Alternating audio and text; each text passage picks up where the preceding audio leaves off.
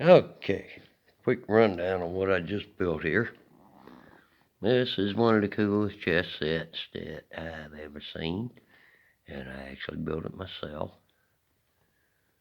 The whole thing is built out of ammo. The pawns are, and I'm knocking everything over. The pawns are 9mm, sitting on pennies. Back line. The rook is a 44 Magnum with a couple of half-inch nuts on top of it.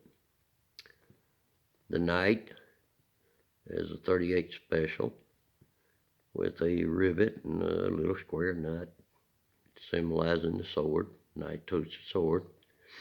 The bishop is also a 38 Special with a little square nut turned up on the side to symbolize the cross.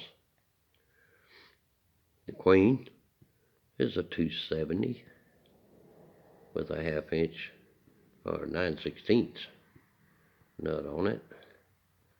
King, same thing, 270, but with a big square nut on it.